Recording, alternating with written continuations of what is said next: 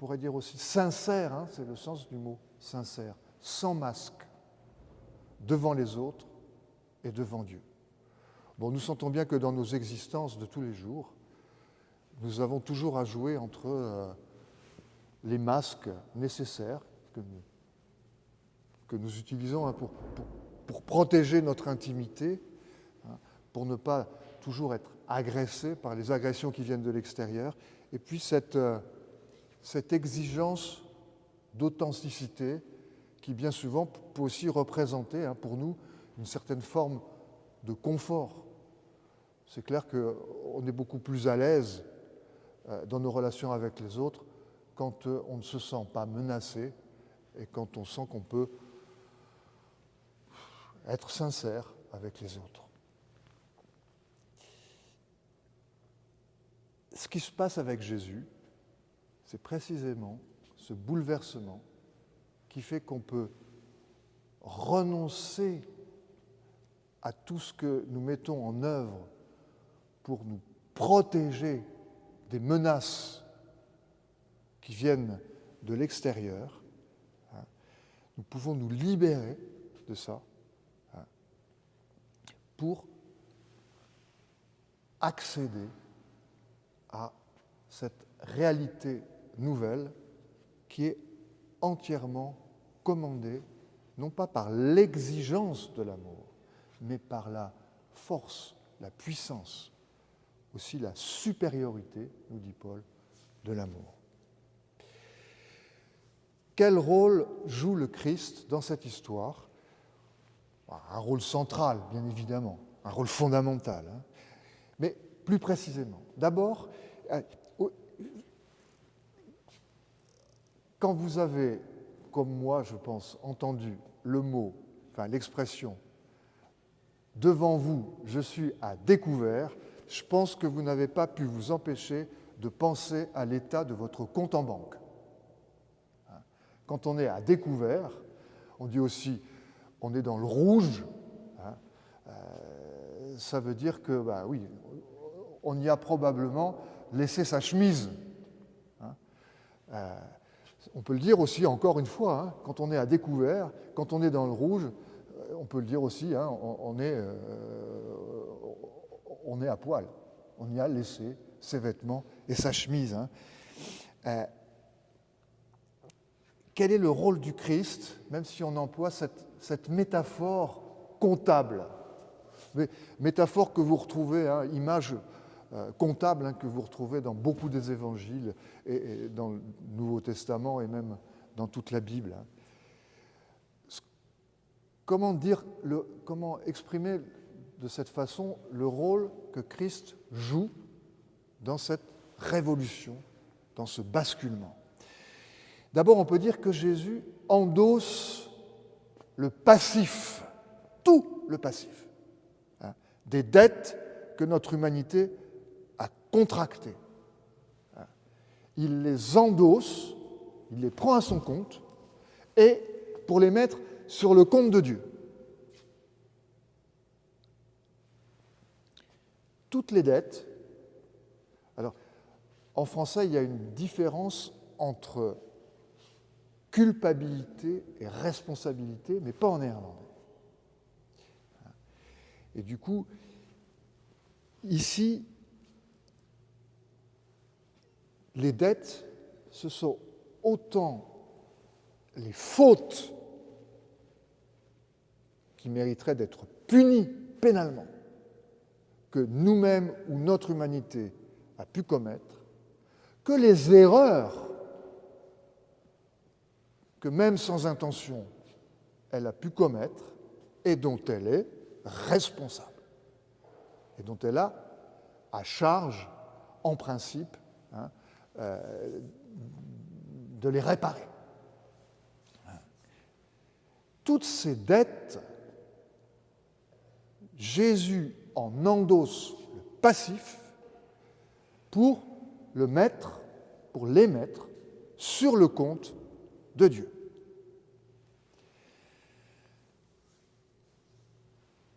On pourrait aussi décrire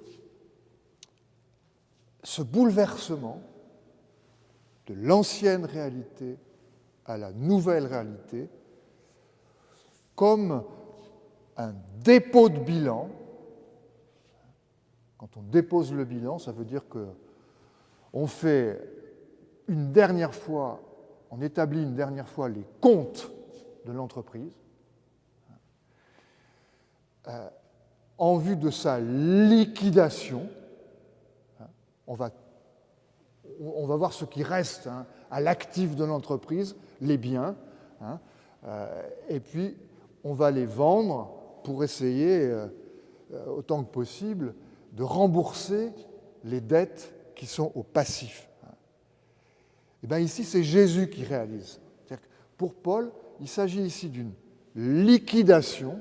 Vous savez, dans les magasins, ça a dû beaucoup arriver avec la succession de crises. Vous avez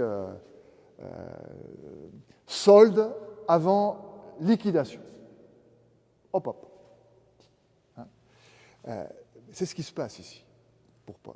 C'est-à-dire que ce bouleversement, pour Paul, la période dans laquelle il vit, dans laquelle les Corinthiens vivent, c'est un moment où on liquide le monde ancien pour créer un monde nouveau. On liquide la réalité ancienne pour créer une réalité nouvelle. Eh bien, c'est Jésus qui réalise dans sa personne, on pourrait dire qu'il concentre dans sa personne ce passage de la réalité ancienne à la réalité nouvelle en endossant, en prenant sur lui, pour les mettre sur le compte de Dieu. On pourrait dire, Dieu dit, en Jésus, je prends à mon compte toutes vos dettes. Il se passe encore plus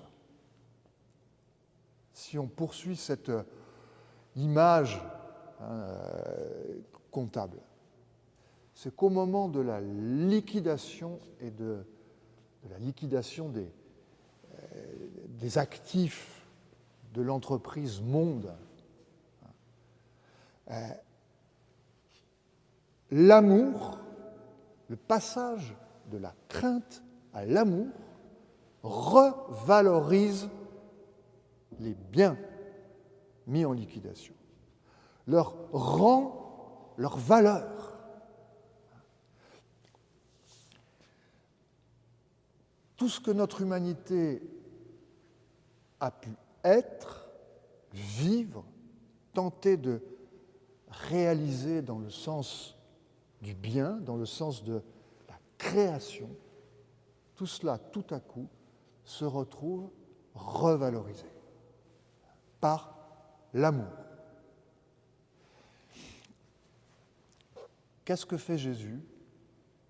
On pourrait le dire aussi de cette façon, dans ce basculement, ce mouvement de basculement de l'ancien au nouveau, et c'est ce qu'il annonce aux Corinthiens comme à nous, c'est ce dans quoi il cherche aussi à les entraîner. Jésus nous enrôle dans cette action par laquelle il fait passer notre monde d'une réalité ancienne à une réalité nouvelle. Et pour guérir de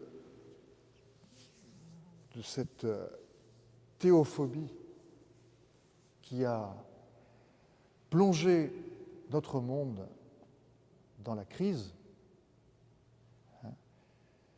ce que Paul nous propose ici, c'est de laisser advenir en nous, en nous laissant toucher par ce message qu'on retrouve aussi là, contenu dans cette histoire incarnée de la passion, de la croix et de la résurrection de Jésus, de laisser advenir en nous, de nous laisser toucher par l'amour que Dieu nous manifeste en Jésus-Christ, de nous laisser toucher par ces expressions aussi de bienveillance à l'égard à notre égard, de laisser advenir le monde qui vient et qui se manifeste, de laisser advenir ce monde qui vient avec confiance, sans méfiance, de le laisser advenir dans nos relations avec autrui. Et même si nous nous sentons menacés, même si nous sentons notre personnalité menacée, même si nous sentons nos intérêts personnels menacés, de faire le pari de la confiance, de la bienveillance dans nos relations avec autrui. Et quand nous laissons cela, parfois même nous-mêmes, nous surprendre, c'est Jésus qui agit avec nous, c'est Jésus qui nous enrôle dans la façon dont il réalise au quotidien, dans le quotidien de nos existences, mais aussi dans le quotidien de l'existence de notre monde, ce passage du monde ancien, de la réalité ancienne, à la réalité nouvelle. Au fond, j'aurais pu me passer de faire toute cette prédication parce qu'il ne faut pas chercher midi à 14h. Laisser Jésus agir dans nos relations avec les autres, ça veut dire ne jamais renoncer, quoi qu'il arrive, à faire le pari de la bienveillance, de la gentillesse, de la disponibilité, de l'écoute, de l'amour.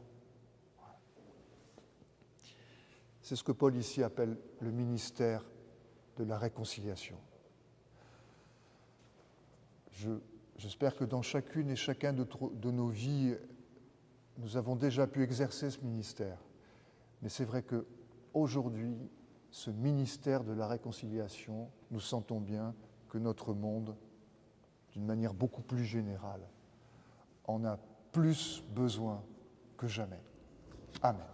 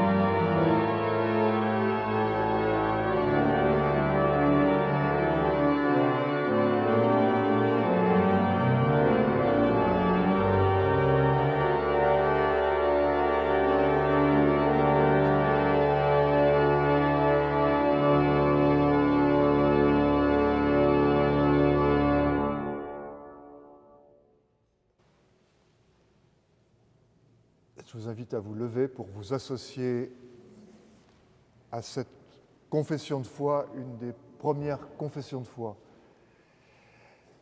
de notre histoire chrétienne.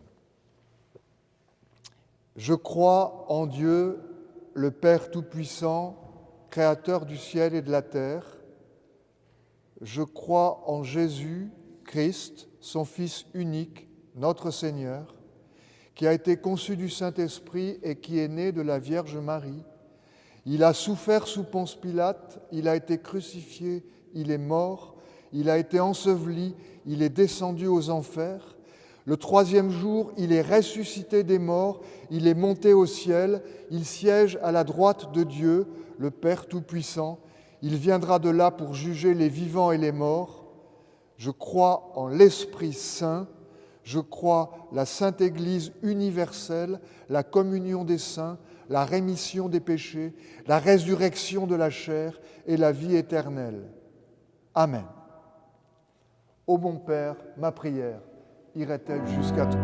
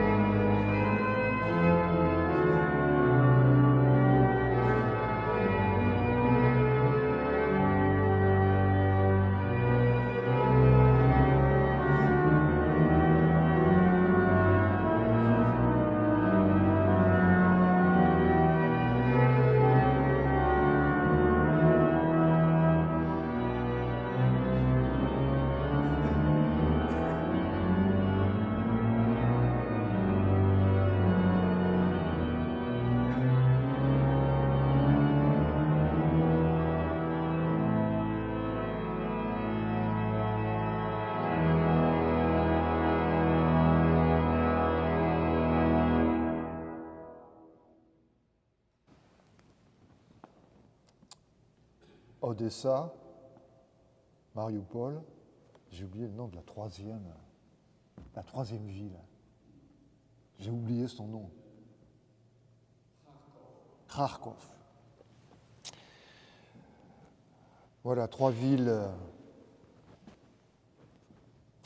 Je ne sais pas comment le dire pour rester un peu objectif, trois villes martyrisées. Trois villes dont les habitants, pour la plupart, quelles que soient leurs opinions, ne comprennent pas ce qui leur tombe sur la tête. Trois villes qui, pour nous autres Européens, peut-être qui avons un regard trop centré sur notre Europe, représentent toutes ces villes martyrisées, détruites, surtout toutes ces populations dont probablement la plus grande majorité ne demande qu'une chose, vivre tranquille, en bonne intelligence. Toutes ces villes, mais aussi toutes ces campagnes, qui à cause de ce que la crainte, la phobie de l'autre, avec un petit A ou avec un grand A, peut provoquer, toutes ces villes qui pâtissent et qui meurent de la crainte, de la perte de confiance, de la haine. Nous te prions, Seigneur, pour toutes celles et pour tous ceux qui souffrent, et particulièrement aujourd'hui pour celles et ceux qui souffrent de la guerre, mais aussi de l'injustice.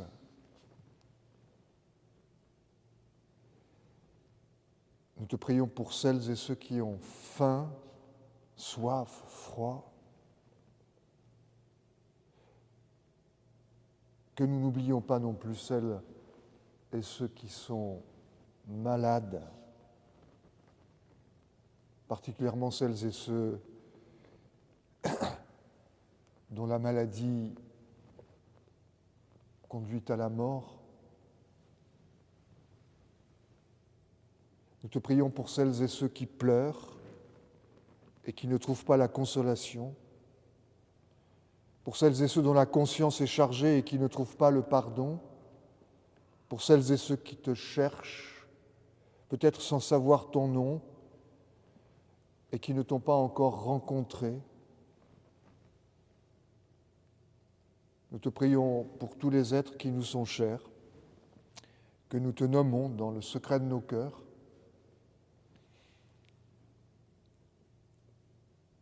À tous et à toutes, même dans les moments de crise, donne la paix.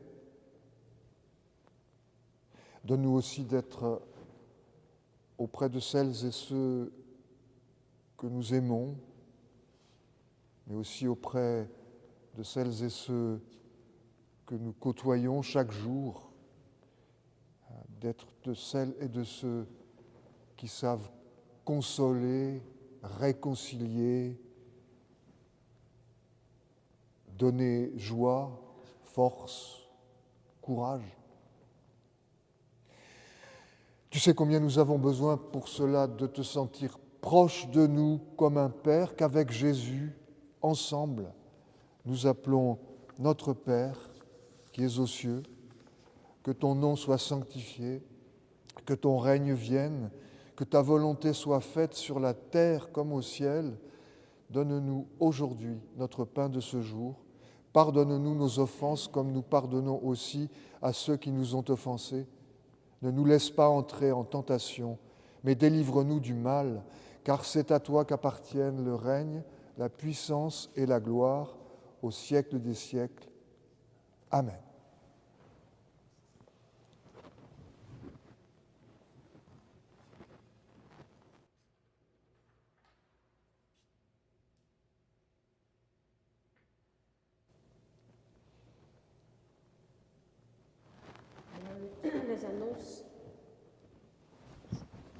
Les annonces pour aujourd'hui, pour cette semaine. D'abord le culte du 10 avril, dimanche des Rameaux. Le culte du 10 avril, dimanche des Rameaux, sera présidé par notre pasteur Baptiste Hart.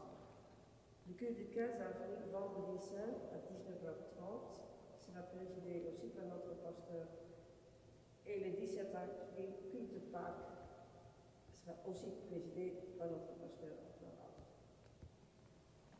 Le montant de la collecte sera réparti entre l'Église, la diaconie et la collecte spéciale du mois. Pour ce mois, c'est la Fondation John Bost.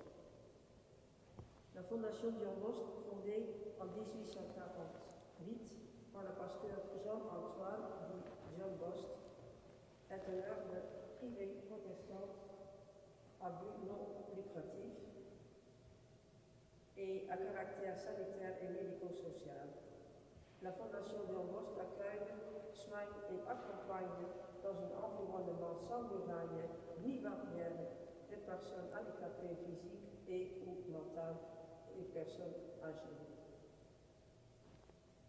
Agenda. Les activités sur Google Meet. Le jeudi 7 avril à 20h, étude biblique sur le texte de la prédication du 10 avril, à savoir Jean 12, versets 12 à 19. Jeudi 14 avril à 20h, réunion de prière. Pour les détails et les liens pour pouvoir y participer, consultez le site de notre paroisse ou prenez contact avec notre pasteur. Concert.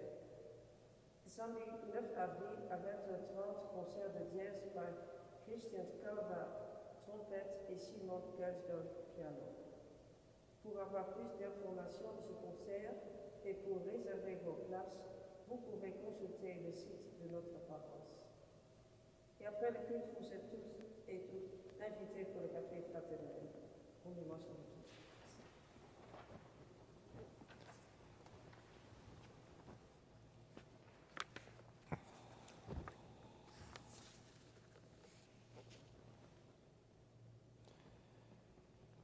Gloire à ton nom, ô Dieu de paix.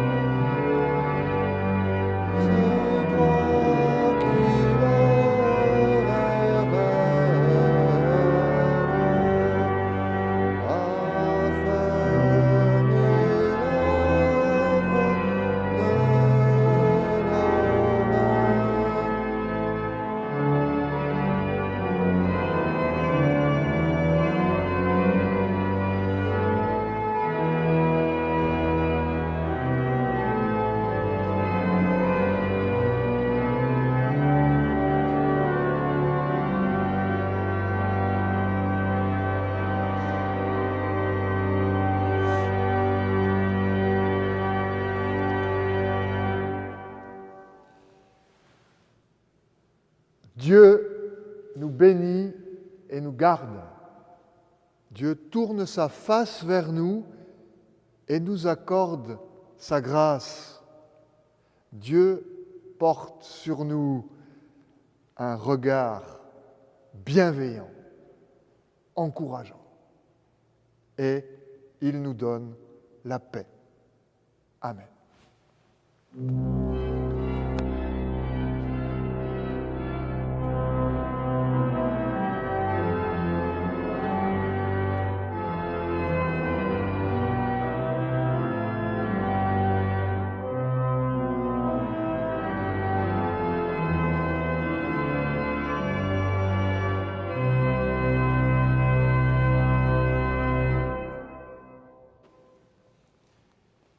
Bon dimanche à toutes et à tous.